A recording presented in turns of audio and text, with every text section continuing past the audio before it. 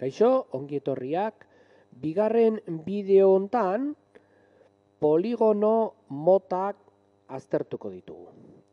Sailkapen hori egin ahal izateko, guk poligono bakoitzaren aldeak kontutan hartuko ditugu.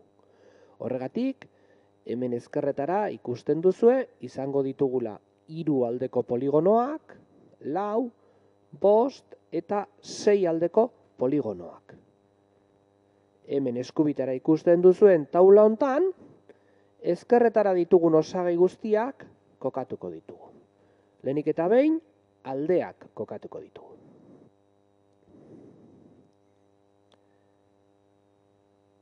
Hiru aldeko poligonoak,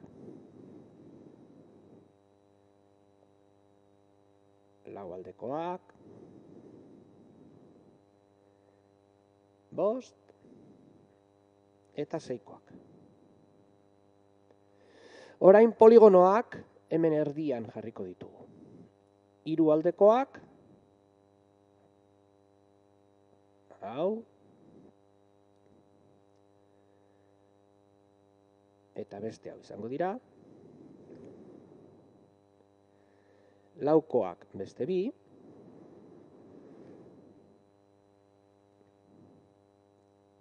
beste hau.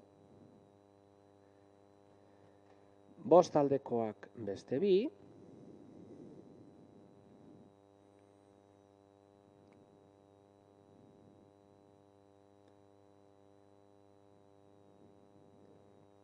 eta azkenik 6koak.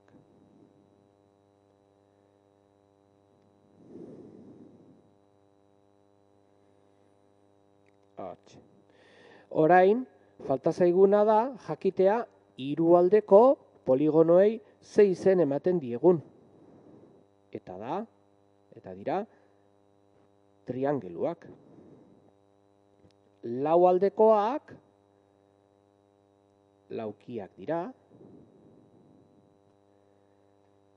5 aldekoak, pentagonoak.